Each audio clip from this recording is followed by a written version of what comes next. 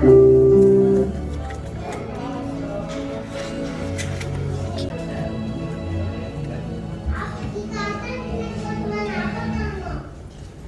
우리 시간이 되었습니다.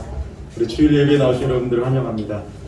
잘 지내셨죠? 네, 우리 기쁨으로, 우리 감사함으로 우리 하나님 앞에 나아가겠습니다.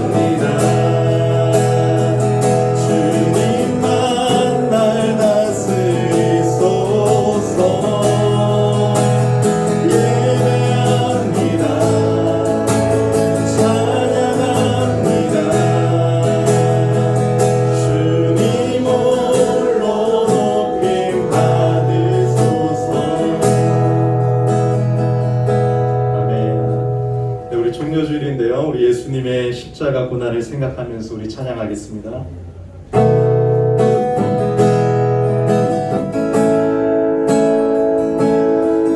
월절 어린 양의 피로 나의 삶의 문이 열렸네.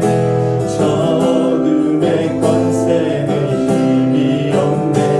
주 보혈의 능력으로 원수가 날 전대할 때에도 난 이롭게 설 수 있네.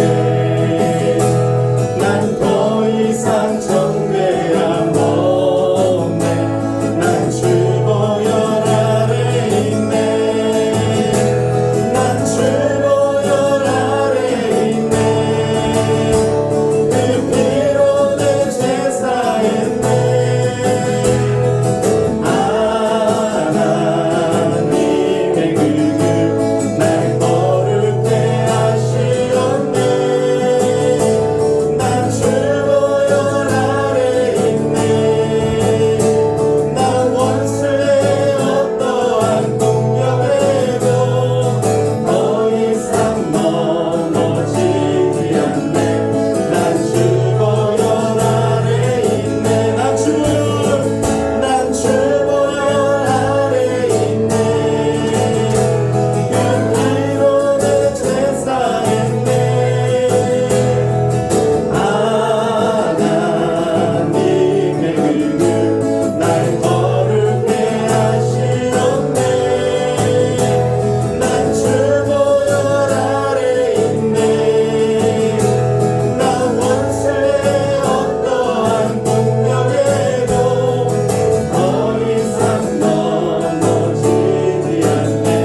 난 주 보혈 아래 있네. 모든 능력과 모든 권세 모든 것 위에 뛰어나신 주님, 세상이 측량할 수 없는 지혜로 모든 만물 창조하셨네. 모든 나라와 모든 고장, 이 세상 모든 경이로움보다 이 세상 모든 값진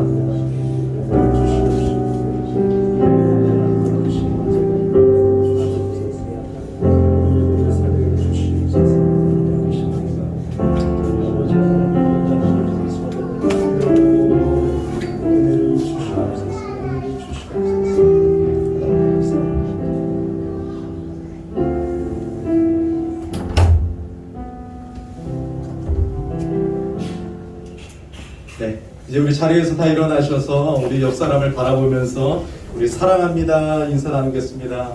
네, 사랑합니다. 잘 오셨습니다. 네, 우리 찬송 38장 하나님께 영광 올려드리겠습니다.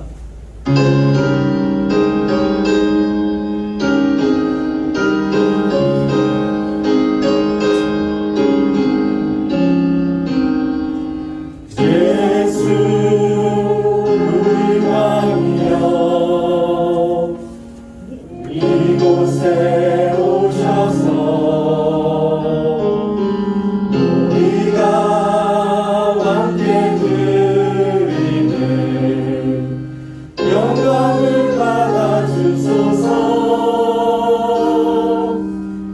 우리는 주님의 백성, 주님은 우리 왕이라. 왕이신 예수님 오셔서 자정하사 다스리소서. 예수 우리 주시여 이곳에 오셔서 우리가 함께 드리는 찬양을 받아주소서. 우리는 주님의 종들, 주님은 우리 주시라. 주 대신 예수님 오셔서 이 찬양을 받아주소서.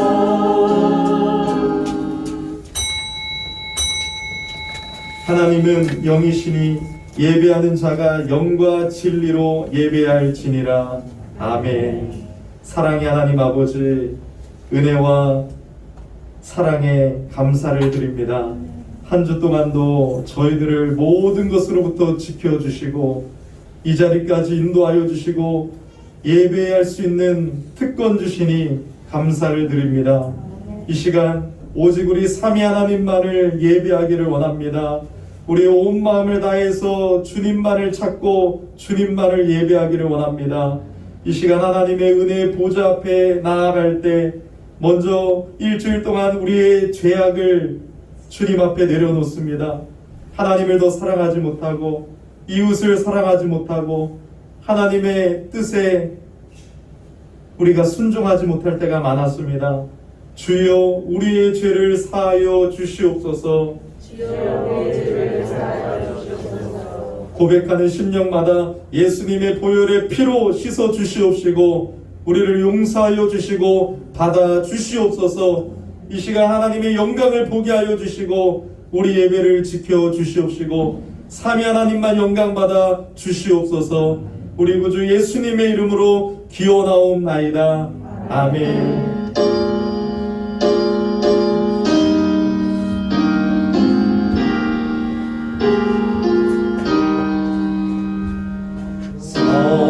성자와 성령 영원히 영광 받으옵소서.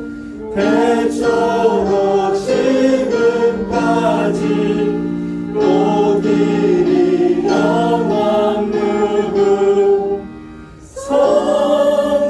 성삼위께 영광.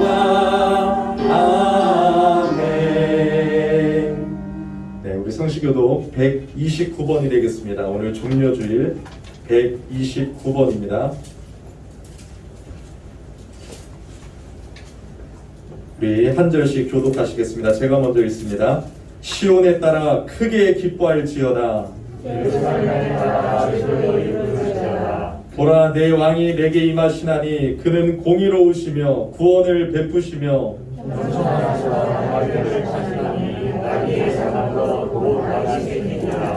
내가 에브라임의 병거와 예루살렘의 말을 끊겠고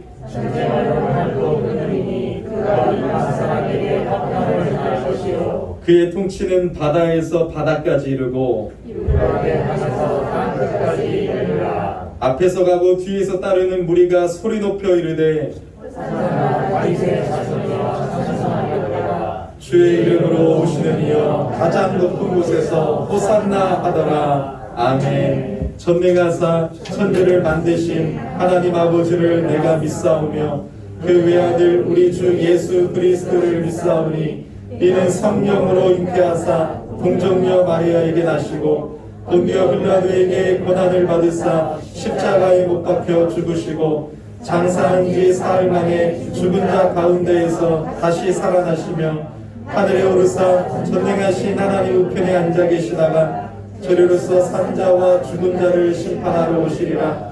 성령을 믿사오며 거룩한 공예와 성도가 서로 교통하는 것과 죄를 사하여 주시는 것과 몸이 다시 사는 것과 영원히 사는 것을 믿사옵나이다. 아멘. 네, 자리에 앉아주시기 바랍니다. 우리 찬송 149장 하나님께 드리겠습니다. 149장입니다.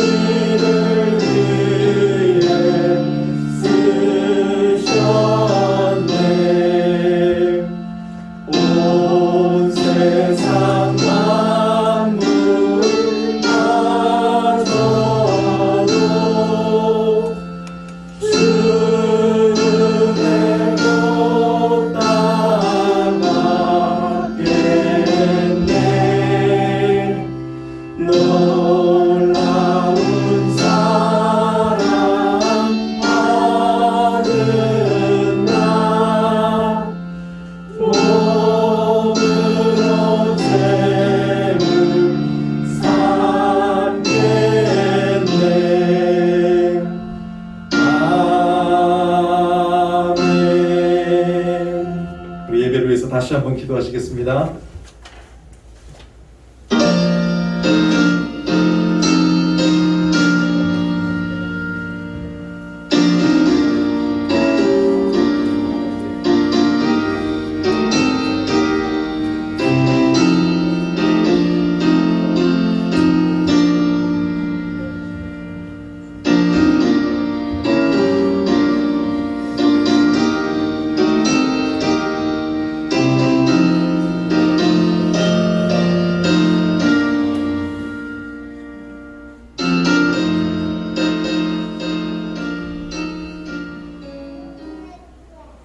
사랑과 은혜가 자비가 풍성하신 하나님 아버지, 거룩한 주의 날 주의 전에 불러주시고 찬양과 기도와 경배를 통해 영광과 존귀를 드리게 하심을 감사드립니다.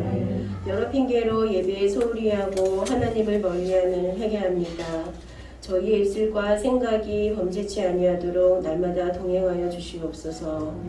이 시간 귀한 생명의 말씀을 들을 때 저희들 각자의 마음이 감사함이 넘칠 수 있도록 하여 주시옵시고 지혜와 능력을 더하여 주시어 세상을 이길 수 있는 은혜를 허락하여 주시옵소서. 이 시간 우리 마음이 주님께 집중되게 하시어 세상적인 것들, 일상적인 모든 것을 내려놓고 오직 주님만을 바라보게 해주시옵소서. 목사님께서 말씀을 선포하실 때 하나님의 능력과 감동으로 우리의 삶이 거듭나는 삶이 되게 하여 주시옵시고 목사님의 건강이 허락지 못할 때가 계셨습니다. 주님의 귀한 능력의 손을 내밀어 주시어 모든 병의 근원을 차단해 주시고 온전하고 건강한 몸으로 회복시켜 주시옵소서. 오늘도 보이지 않는 곳에서 묵묵히 봉사할 수 있는 각 기관과 헌신으로 주님을 섬기는 성도님께 늘 복의 복을 더하여 주시옵시고 맡겨진 사명에 충성을 다하고 주님의 뜻을 이루는 복된 성도들이 되게 하여 주시옵소서. 오늘 예배의 모든 것을 주님께 의탁하며 이 모든 말씀 예수님의 이름으로 감사하며 기도드리옵나이다. 아멘.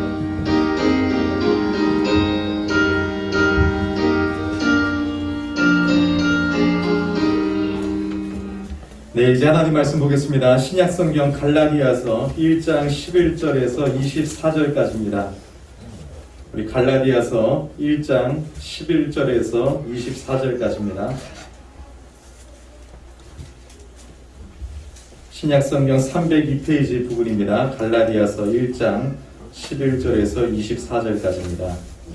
제가 봉독해 드리도록 하겠습니다. 형제들아, 내가 너희에게 알게 하노니 내가 전한 복음은 사람의 뜻을 따라 된 것이 아니니라. 이는 내가 사람에게서 받은 것도 아니요 배운 것도 아니요 오직 예수 그리스도의 계시로 말미암은 것이라. 내가 이전에 유대교에 있을 때에 행한 일을 너희가 들었거니와 하나님의 교회를 심히 박해하여 멸하고 내가 내 동족 중 여러 영갑자보다 유대교를 지나치게 믿어 내 조상의 전통에 대하여 더욱 열심히 있었으나 그러나 내 어머니의 태로부터 나를 특정하시고 그의 은혜로 나를 부르시니가 그의 아들을 이방에 전하기 위하여 그를 내 속에 나타내시기를 기뻐하셨을 때 내가 곧 혈육과 의논하지 아니하고 또 나보다 먼저 사도된 자들을 만나려고 예루살렘으로 가지 아니하고 아라비아로 갔다가 다시 다메섹으로 돌아갔노라. 그 후 3년 만에 내가 게바를 방문하려고 예루살렘에 올라가서 그와 함께 15일을 머무는 동안 주의 형제 야고보 외에 다른 사도들을 보지 못하였노라. 보라, 내가 너희에게 쓰는 것은 하나님 앞에서 거짓말이 아니로다. 그 후에 내가 수리아와 길리기아 지방에 이르렀으나 그리스도 안에 있는 유대의 교회들이 나를 얼굴로는 알지 못하고 다만 우리를 박해하던 자가 전에 멸하려던 그 믿음을 지금 전한다함을 듣고 나로 말미암아 하나님께 영광을 돌리니라. 아멘. 네, 우리 종료주일 맞이해서 준비한 영상 보고 하나님 말씀 전하겠습니다.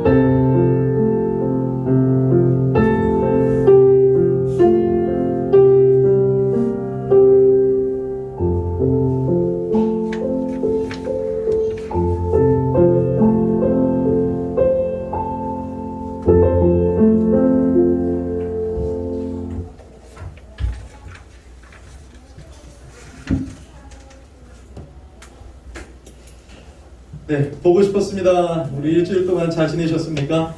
네.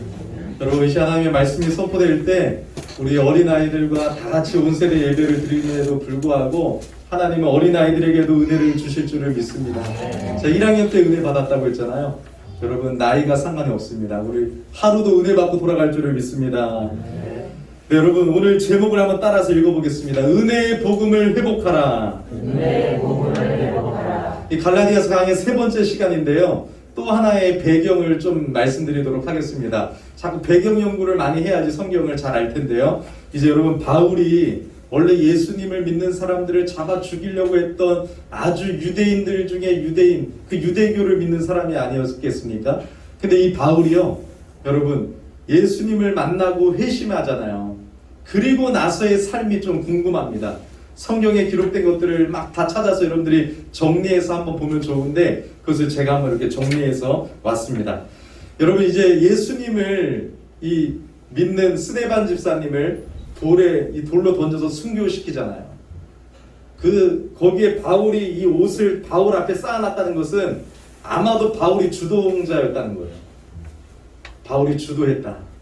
그러면서 스데반의 그 설교를 들으면서도 웃기는 소리 아니 하면서 이 바울이 여러분 살기를 띠고 예수를 믿는 사람들을 잡아 죽이려고 했습니다. 근데 원정까지 가요. 어디까지요? 다메섹까지 가요. 다메섹. 말을 타고 공문을 받아갖고, 그래요, 예수 믿는 사람들 다 잡아 죽일게요, 공문 주세요 하고 공문 가지고 막 말을 타고 갑니다. 근데 다메섹으로 가는 길에 빛으로 찾아오신 부활의 예수 그리스도를 만나고 완전히 꼬꾸라져요. 그래서 여러분, 누구십니까? 할 때 네가 핍박하는 예수다. 그리고 여러분, 눈이 멀죠. 그래서 여러분, 눈이 멀어가지고 이제 다메섹에 가서 아나니아라는 사람을 하나님이 보내세요. 환상 중에 말씀하셔서. 그래서 아나니아가 그 사람, 그 상대하면 안 되는 사람이잖아요. 근데 하나님이 가라고 해요. 그래서 가서 바울을 안수기도 해주고 눈이 뜨게 한 다음에 세례를 받습니다. 그래서 세례를 받고 회개하고 세례를 받고 이제 여러분 즉시로 바울은, 여러분 구약 성경은 깨고 있던 사람이니까 이제 예수 그리스도가 그 메시아구나 알게 되고 믿어지고 세례를 받고 성령이 임하니까 사도 바울이 어떻게 해요? 즉시로 다메섹에서 예수를 주라고 선포합니다. 그러니까 전도한 거예요. 예수를 믿으십시오. 예수를 믿으십시오. 그랬더니 다메섹에 있는 유대인들이 깜짝 놀랐어요. 아니, 얼마 전까지만 해도 예수를 잡아 죽이려고 했던 저 우리의 1등 공신 바울이 미쳤구나. 그래갖고 바울을 잡아 죽이려고 해요. 그래서 제자들이 바울을 어떻게 해요? 이 방주리에 몰래 이렇게 내려가지고 도망가게 합니다. 탈출해요. 그리고 어디로 가요? 아라비아로 가요. 아라비아. 그래서 아라비아에서 3년의 정도 시간을 보내는데요. 이 아라비아에서는 정확히 무엇을 했는지 성경에 기록되진 않았지만, 그래서 사도행전을 보면은 복음을 전한 것으로 압니다. 복음을 전해요. 거기서. 사도 바울은 이제 예수님을 만나고 나서는 무조건 복음이에요. 예수 그리스도를 전합니다. 그러면서 3년의 시간 동안 이제 이 복음을 예수님의 계시 속에 정립하고 더 알아가면서 이제 준비하게 됩니다. 그리고 또 어디로 가요? 바로 다메섹으로 돌아갑니다. 이 다메섹으로 돌아온 바울은 복음을 더 분명하고 적극적으로 전합니다. 그리고 나서 여러분 1차로 예루살렘을 2번 가는데, 이 예루살렘은 여러분 이제 이 성령이 임하고 교회가 생겼잖아요. 그리고 핍박받자 이제 사람들이 흩어져서 안디옥 세우고 막 이렇게 흩어지지 않습니까? 그러니까 이 예루살렘 교회는 모교회예요. 모교회. 첫 번째 교회. 그래서 이 예루살렘 교회에 사도들이 있었어요. 게바라고 오늘 성경 기록된 베드로가 있었고, 야고보는 초대 교회 총회장이나 마찬가지였어요. 예수님의 동생 야고보. 그래가지고 여러분, 이 바울이 사도지만 먼저 막 사도들을 찾아가고 사도들에게 뭔가 막 이러지 않고, 이제 여러분 다메섹, 아라비아 3년 지나고 다메섹 갔다가 이제야 한 3년이 훨씬 지나고 나서 이제 어디로 갔다고요? 예루살렘으로 간 거예요. 그래서 이제 거기에 막 많은 유대인이 아니라 예수 믿는 사람들이 바울 보고 깜짝 놀라고 시겁하죠. 왜요? 예수를 믿는 사람들 잡아 죽이려고 했던 바울이 3년 만에 돌아왔으니까 다들 깜짝 놀라요. 근데 이제 바나바가 중재합니다. 이러이러해서 우리 바울은 예수님을 만나고 거듭났다.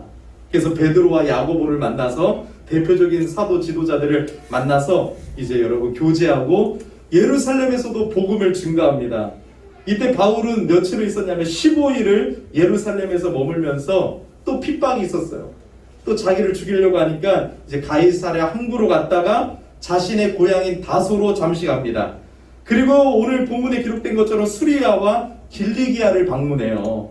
여러분 이게 지금 대단히 중요한 내용이에요. 이런 내용을 여러분들 성경을 읽으면서 여러분 지나치면 안 돼요. 그곳에 있는 그리스도인들은 이제 여러분 이 길리기아와 수리아에 방문하면서 이 바울이 복음을 전하는 모습을 보고 감동을 받아요. 왜냐하면 여러분 막 이 도울, 김용옥 씨나 이런 사람들이 막 비판하고 막 그러잖아요. 근데 이 사람이 어느 날 회심해갖고 예수를 전해봐요. 막 그렇게 예수님을 핍박했던 사람이 예수님을 전하고 있어봐요. 우리 믿는 자들에게는 감동과 은혜가 되는 거예요. 그래서 하나님께 영광 돌려요. 하나님 역시 살아계시다. 하나님 놀라운 일을 행해주셔서 감사합니다. 그리고 이제 바나바가 안디옥 교회의 담임 목사였거든요. 이 안디옥 교회가 부흥이 되고 막 여러 가지 혼자로 감당할 수 없으니까 여러분 바울에게 전화는 할 수 없지만 바울을 찾아가서 안디옥 교회로 와라. 우리 같이 목회하자. 도와달라 해갖고 바나바와 안디옥에서 같이 목회를 해요. 그 교회가 막 든든히 서가게 됩니다. 바울이 막 열정적으로 말씀을 가르치고 교회를 돌봐요. 그리고 나서 이제 14년이 지나고 나서 이 예루살렘 교회에 여러분 아주 심한 흉년이 와서 이제 구제연금을 가지고 다시 예루살렘 교회를 방문합니다. 그때 이제 다른 사도들과 만나서 더 교제하게 되고 서로 같은 믿음을 갖고 있는 것을 확인해요. 야, 바울은 누구에게 배운 적이 없는데 우리가 전한 복음하고 똑같네?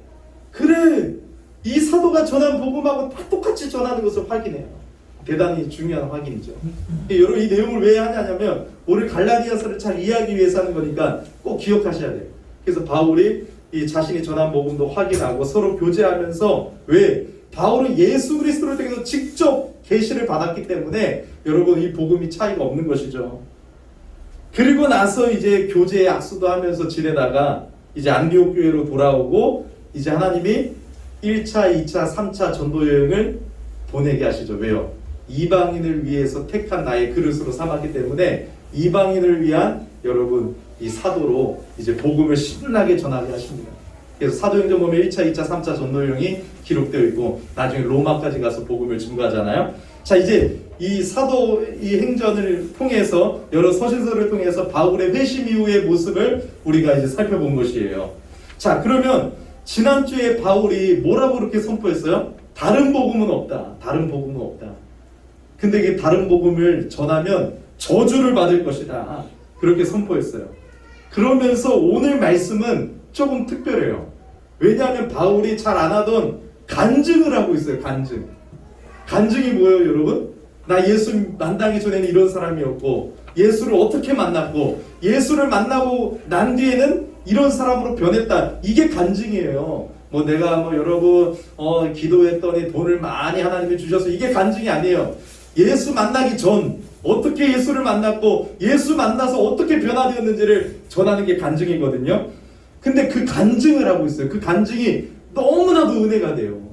그래서 여러분들이 그냥 읽으면 모르겠지만 오늘 설교를 통해서 이 하나님의 크신 긍휼하심 은혜, 그래서 복음을 은혜의 복음이라고 하는 건데 바울이 자신을 이제 간증을 해요. 근데 그 간증하는 이유는 뭐겠어요?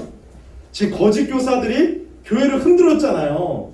예수를 믿는 믿음으로는 구원 못 받는다. 할례를 받아야 된다. 모세 율법을 다 지켜야 된다. 바울 저 사도도 아니다. 부족한 사도다. 그가 전하는 복음에는 좀 문제가 있다. 자꾸 이렇게 떠들어대니까 간증을 통해서 뭘 해요? 자신의 사도권을 변호하고 내가 받은 복음이 예수님께로 왔다는 것을 계속 말하고 있는 거예요. 변호하고 있는 거예요. 이 흐름 가운데 여러분들 말씀을 계속 들어야 됩니다. 자, 그래서 11절 보세요. 11절. 자, 11절을 읽어보겠습니다. 시작. 형제들아. 내가 너희에게 알리하노니 내가 전한 복음은 사람의 뜻을 따르는 것이 아니라. 11절을 어떻게 시작하고 있어요? 형제들아. 여러분 지금 마음이 많이 상했어요. 왜요? 예수 그리스도의 복음을 배신해서 다른 교사들을 쫓아갔어요. 배교했어요. 너무 마음이 아파가지고 내가 지금 사람에게 죽게 하냐 하나님께 죽게 하냐 하면서 막 혼돈했어요. 그러면서 다시 11절에 마음을 가다듬고 그럼에도 불구하고 형제들아. 아마도 여러분 바울은 자신이 예수님을 박해했던 사람이 있잖아요. 얼마나 큰 죄악이에요.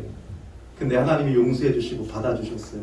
그 마음을 가지고 너희들도 지금은 배교했지만 하나님이 여러분들을 붙잡아 주시기를 원합니다라는 마음으로 다시 그들을 향한 애정을 말하고 있는 거예요. 형제들아. 형제들아. 그리고 이제 본격적인 간증을 시작합니다. 근데 이 간증을 통해 전달하고자 하는 것은 여러분 세 가지예요. 세 가지. 첫 번째는 무엇이냐면 바울은 그가 전한 복음을 누구에게 받았다? 예수님께 직접 받았다. 그래서 11절에 보면 내가 전한 복음은 사람의 뜻을 따라 된 것이 아니라 사람에게 받은 것도 아니라 배운 것도 아니다. 그래서 아까 제가 왜 바울이 아라비아로 갔다가 나중에 예루살렘 교회 갔는지 왜 얘기했냐면 바울이 사도들에게 먼저 갔으면 오해받을 수 있어요. 아, 사도들에게 배운 거 아니야? 사도를 만난 적이 없었단 말이에요. 예수님께 직접 계시를 받아서 복음을 받은 것이에요. 그래서 지금 사람에게 받은 것도 아니라 오직 예수 그리스도의 계시로 말미암은 것임을 강조하고 있어요. 그래서 여러분 사도행전 9장을 보면 부활하신 예수님께서 바울을 직접 만나 가르쳐 주셨어요. 환상을 본 거나 꿈을 꾼 것이 아니에요. 왜요? 그리스도는 바울의 시간과 공간 속에 계셨어요. 왜요? 바울과 같이 있던 사람들도 예수님의 임재를 같이 느꼈거든요. 뭐지? 그래서 여러분 꿈이나 환상이 아니었어요. 진짜 예수님이 찾아오신 것임을 간증을 통해서 확실하게 말하고 있는 것이에요. 자, 그럼 두 번째, 이 간증을 통해서 뭘 말하고 싶어요? 바울은 자신이 전하는 복음이 예루살렘 교회의 그 사도들, 지도자들로부터 전수받은 것이 아님을 또 확증하고 있는 것이에요. 16절, 17절에 내가 곧 혈육과 의논하지 아니하고 나보다 먼저 사도된 자들을 만나려고 예루살렘으로 가지 아니했다. 그래서 여러분 바울은 회심하고 3년이 지난 후에야 예루살렘으로 올라왔죠. 그래서 사도들로부터 어떤 것도 전수받지 않았어요. 나중에 뭐 했어요? 확인만 한 거예요. 교제하면서 야, 바울이 전한 복음 우리가 전한 복음 똑같다. 우리 함께 교제합시다. 사도입니다. 바울도 사도입니다. 하면서 교제한 것이에요. 자, 세 번째 마지막 이 간증을 통해서 나타내고자 하는 거, 바울은 제가 계속 말한 걸 이제 반복하는 거니까 여러분들은 계속 반복해서 들으시면 돼요. 다른 사도들을 통해서 하나님이 주신 복음의 메시지를 점검했습니다. 이게 너무나도 중요한 거예요. 왜냐하면 예수를 만난 사람은요 독불장군이 되는 게 아니에요. 혼자 신앙생활하는 게 아니에요. 저 사도들과 경쟁하는 게 아니에요. 여러분, 예수를 믿는 사람들을 사랑하게 되어 있어요. 그래서 여러분 교회에서 내 것만 그냥 쏙쏙 뺏어 먹고 그냥 나만 그냥 여러분 할 일 하고 여러분 교회에서 받을 건 받고 딱 돌아서는 신앙생활, 그거 잘못된 거라는 거예요. 서로 섬기고 같이 모이기를 힘쓰고 사랑하고 기도해주고 붙잡아주고 내가 어렵더라도 그들의 짐을 같이 지고 사랑으로 자꾸 붙들어주고 교회 공동체 안에 있어야 된다는 거예요. 바울은 복음을 전하기 때문에 바빴지만 이 일을 필수적으로 했다는 거예요. 다른 사도를 계속 만났다는 거예요. 왜요? 신앙은 공동체고 예수 그리스도를 믿고 거듭나면 서로 사랑하게 되어 있다는 것을 보여주고 있습니다. 그래서 교회 공동체에 뿌리를 깊이 내려야 돼요. 그래서 여러분들이 자꾸 공동체에 그냥 말씀만 듣고 그냥 신앙생활 하는 것이 아니라 새신자 교육도 해야 되고 양육도 받아야 되고 막 성도들과 같이 섬겨야 되고 봉사도 해야 되고 소그룹도 해야 되고 해야 되는 거예요. 그래서 여러분 코로나 시대에 감사하는 사람들이 있는데 너무 감사하지 마세요. 한시적으로 마음 아파야 돼요. 예배만 드려서 너무 가슴이 아프다. 그래서 코로나 이후가 빨리 될 수 있도록 종식될 수 있도록 여러분들이 기도해야 되는데 조금 더 1년만 더 2년만 더 뭐 살아보니까 문제 없던데 이러면 안 됩니다. 자꾸 이제 더 모일 수 있도록 더 신앙생활을 잘할 수 있도록 공동체에 깊이 뿌리 내리기를 예수 이름으로 축복합니다. 자, 그런데 이제 바울의 간증을 보면 이제 이게 중요하죠. 하나님의 은혜가 보여요. 어떤 사람은 간증하면 자기만 자랑해요. 자기만 높아요. 나만 잘났다. 근데 그건 간증이 아니라는 거예요. 바울이 자신을 어떻게 소개하고 있어요? 13절과 14절을 보면 여러분 이 부끄러운 고백을 해요. 부끄러운 고백. 내가 이전에 유대교에 있을 때 행한 일을 너희가 들었거니와 하나님의 교회를 심히 박해하여 멸하고 내가 내 동족 중 여러 영겁자보다 유대교를 지나치게 믿어 내 조상의 전통에 대하여 더욱 열심히 썼으나. 그러니까 여러분 진짜 고백하기 싫은 내용 있죠. 나 예수 믿기 전에 나 이렇게 여러분 음란했던 것들을 고백할 수 있겠어요? 악했던 것들을 고백할 수 있겠어요? 나 이런 사람이었다는 거 고백할 수 있겠어요? 근데 바울이 지금 고백하는 이유는 뭐예요? 새로운 피조물이 되었기 때문에, 이전 것은 지나가고 돌아 새 것이 되었기 때문에 여러분 그게 크게 상관이 없다는 거예요. 왜요? 이제 나는 죽고 예수가 있기 때문에. 나는 그런 모습이었지만 그런 자를 하나님이 사랑하셨기 때문에, 그런 자를 택하신 하나님의 은혜가 있기 때문에, 나는 이런 모습이었지만 그런 자까지도 사랑했던 그 주님의 은혜를 가감없이 선포하고 있는 것이에요. 근데 여러분 13절과 14절 그 예수님을 만나기 전에는 주어가 나예요. 나. 그래서 영어 성경이나 이 원어를 보면 내가 이렇게 말해요. 13절 14절은요. 내가 유대교에 있었고 내가 핍박했고 내가 했다.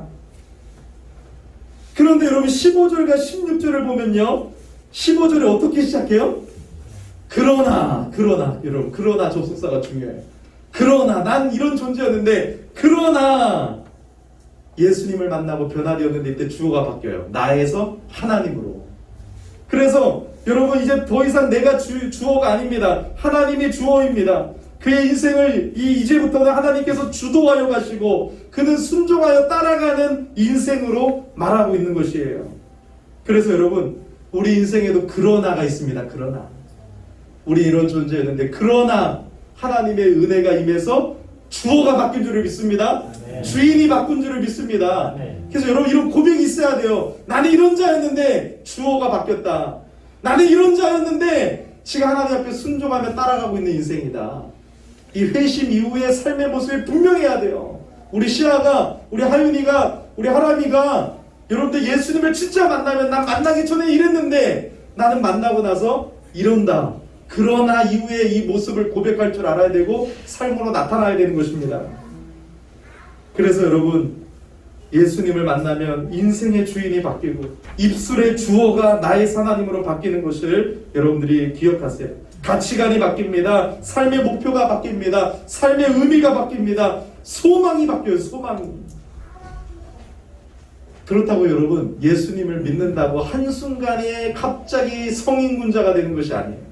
갑자기 막 확 바뀌어가지고 성자같이 되지는 않습니다. 예수님을 믿고 나면 우리가 원하는 대로 살아도 아무 거리낌 없는 상태가 되는 것도 아닙니다. 뭐가 바뀌어요? 방향이 바뀌어요. 가장 큰 변화는 갑자기 성자 되는 게 아니에요. 내 중심에서 하나님 중심으로 바뀐다는 거예요. 이 바울 사도의 고백을 통해서 내 중심에서 하나님 중심. 그래서 나밖에 모르는 사람이 하나님 중심으로 살기 시작해요.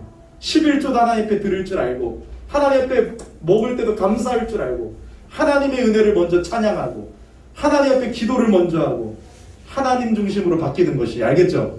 그래서 여러분 이 은혜가 우리에게 있는 줄을 믿습니다. 자, 바울은요 여러분 전에 유대교에 있을 때 예수 그리스도를 섬긴 하나님의 교회를 심히 미워하고 박해했다고 했어요. 스레반 그 여러분 돌을 맞아 순교했던 모습이 얼마나 생각났겠어요. 그래서 바울은 죄책감이 많았을 거예요. 그래서 그가 고백하는 거 보면 성령을 따라서 예수 안에 있는 나에게 결코 정죄함이 없나, 하나님의 은혜를 자꾸 묵상합니다. 그래서 복음은요 예수를 만나기 위해서만 필요한 게 아니라 복음은 우리에게 여러분 영원히 필요한 거예요. 그 복음을 날마다 묵상해야 돼요.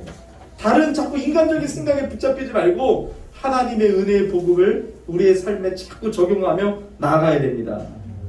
여러분 이 바울이 이제 또 뭐라고 고백하냐면, 내가 예수를 믿은 건 내 의지나 결단이 아니었고, 뭐라고 고백해요? 여러분 15절 한번 읽어보세요. 15절 시작. 그러나 내 어머니의 때로부터 나를 택정하시고 그의 은혜로 나를 부르시니라. 아멘. 여러분 바울이요 갑자기 하나님이 마음을 바꿔서 사랑하신 게 아니라 이런 바울을 어머니의 태로부터 택정하셨대요. 이미 나기도 전에 하나님이 계획하시고 택하시고 사랑하셨대요. 바울이 얼마나 감사해요. 야, 내가 태어나기도 전에도 내가 스데반을 잡아 죽이려고 했던 그때에도 하나님은 나를 이미 택하셨구나. 이 은혜가 우리에게 있는 것이에요, 여러분. 내가 뭔가 잘해서 하나님이 나를 사랑하신 게 아니에요. 내가 죄인 되었을 때, 내가 태어나기 전에도 나를 계획하시고 택하신 그 하나님의 은혜를 찬양하시기를 축복합니다. 그래서 여러분, 택하셨다는 건 구별하셨다는 것이에요. 하나님의 구원 역사는 하나님께서 우리를 구별하시는 것부터 시작해요. 그리고 그 은혜로 나를 불러주십니다. 때가 되면. 그래서 여러분들 하나님이 택하셨고 그 은혜로 여러분들을 불러주신 것이에요. 나를 부르신 은혜를 여러분들 기억하시기를 바랍니다. 우리가 하나님을 찾은 것이 아니라 하나님이 여러분들을 찾으신 거예요. 그래서 여러분, 종교는 다 내가 신을 찾아가죠. 근데 우리 기독교는 뭐예요? 하나님이 우리를 찾아오신 거예요. 왜요? 죄로 죽어 있는 영혼은 반응할 수가 없는 거예요. 하나님이 살려내시는 거예요. 그래서 여러분, 이 말씀을 통해서 보면 하나님은 준비된 사람을 사용하시는 게 아니에요. 하나님이 원하시는 사람을 사용하시는 거예요. 왜요? 하나님이 특정하신 자들에게 은혜를 베푸시기 때문에. 그래서 내가 준비돼야지 쓰임받습니다. 아니에요. 하나님이 여러분들 원하시기 때문에 쓰임받는 줄을 믿습니다. 여러분, 로마서 9장 16절을 보니까 바울이 이 은혜 때문에 이렇게 고백하고 있어요.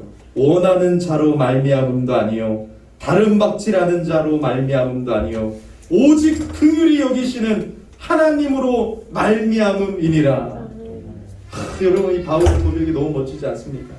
그래서 우리도 이렇게 고백할 수 있는 거예요. 바울의 간증과 바울의 고백을 보면서 하나님, 저 같은 죄인이 구원을 받은 것이 사실이라면 하나님은 정말 최고로 은혜로우신 분이 맞습니다. 팀켈러 목사님이 이렇게 말했어요. 복음은 기독교의 출발점이 아니라 처음이요 끝이다. 맞습니다, 여러분.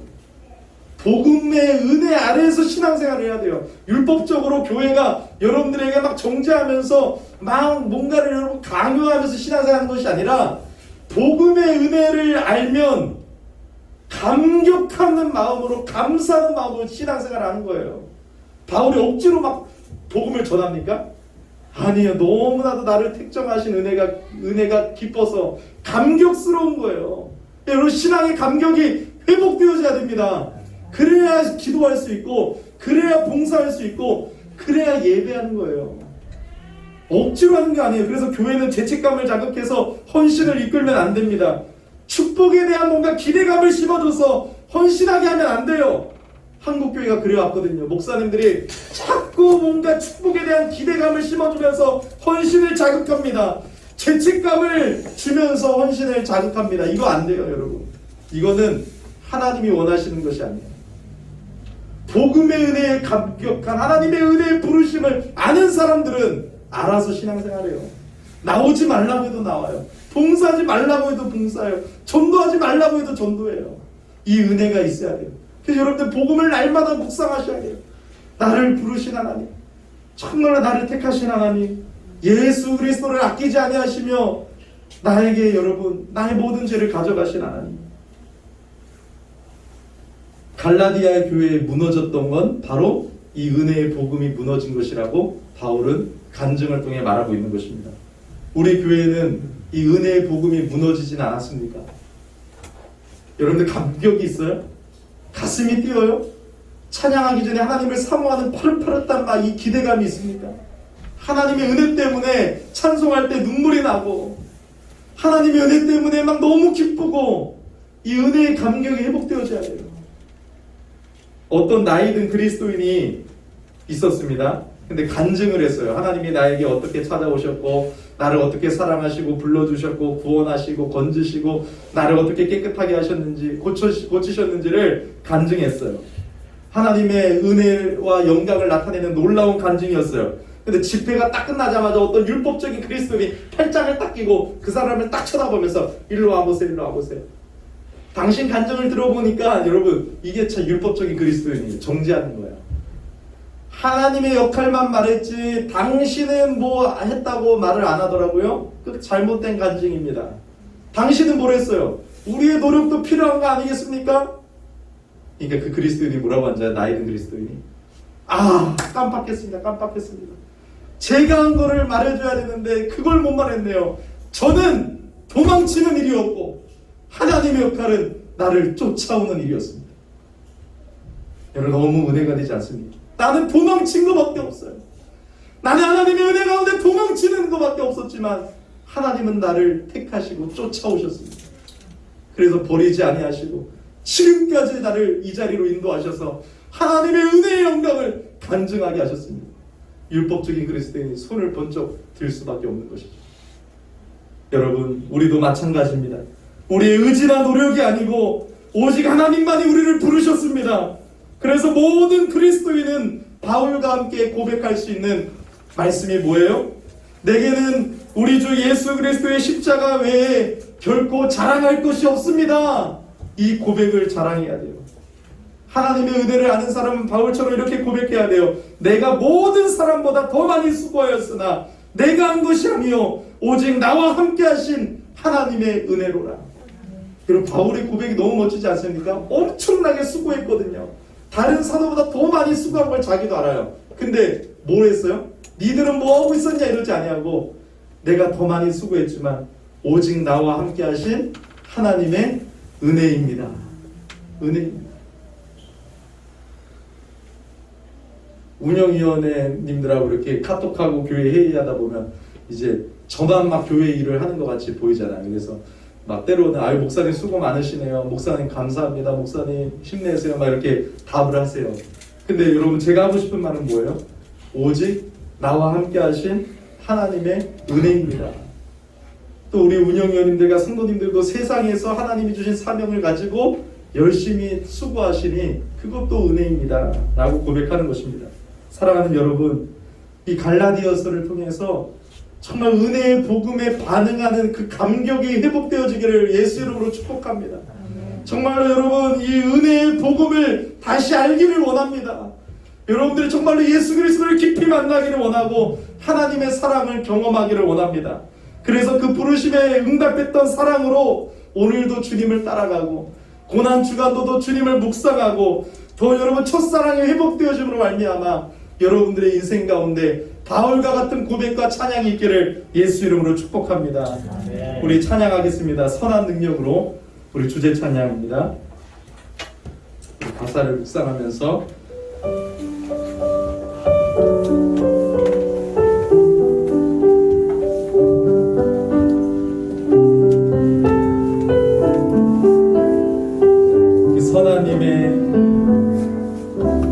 선한 힘의 고요히 감싸려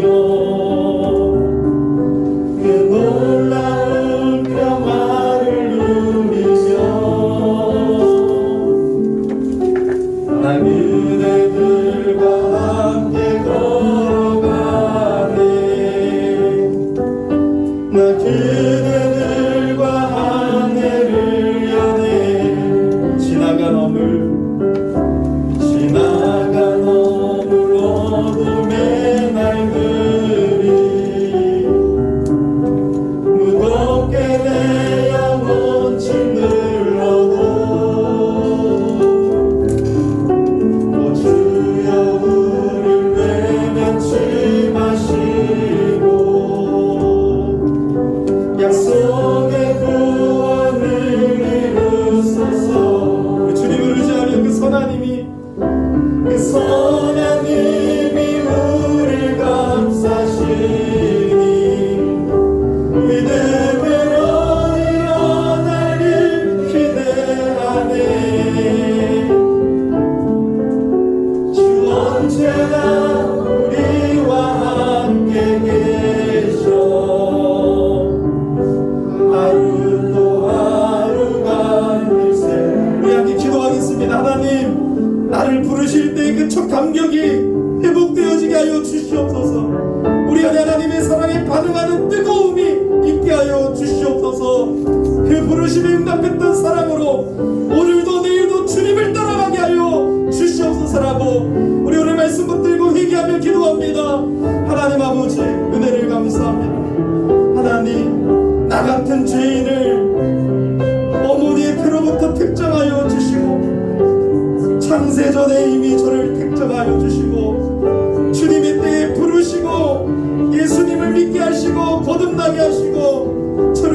하신 하나님의 은혜를 찬양합니다. 이 감격이 회복되어지기를 원합니다.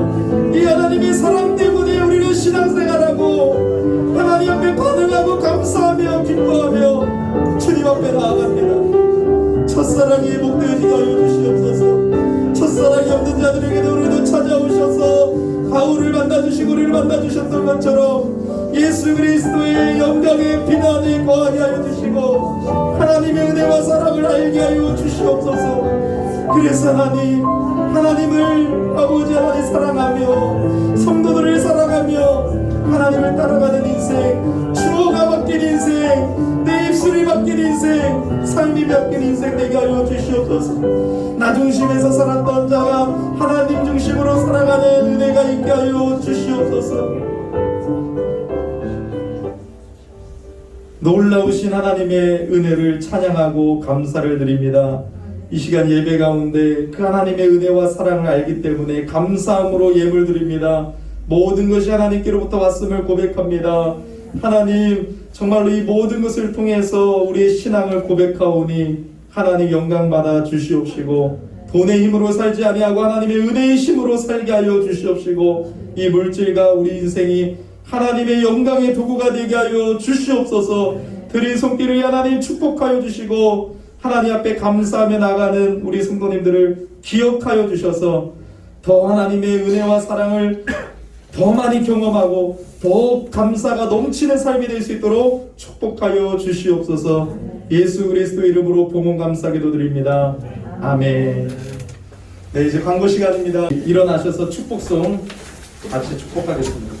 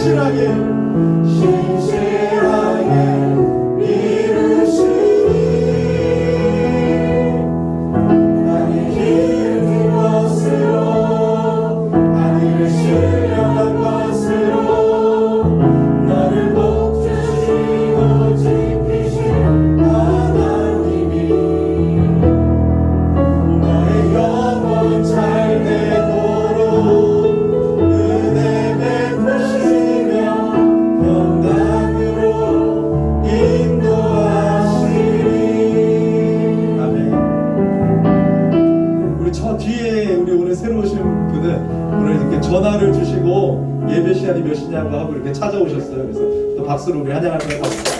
감사합니다. 네, 축도로 예배 마치겠습니다. 이제는 우리 주 예수 그리스도의 은혜와 성부 하나님의 크신 사랑과 성령 하나님의 함께하심이 오늘 주일 예배를 드리며 하나님의 은혜에 감사하며 반응하는 우리 모든 성도님들 위해 이제로부터 영원토록 함께 있을지어다. 아멘.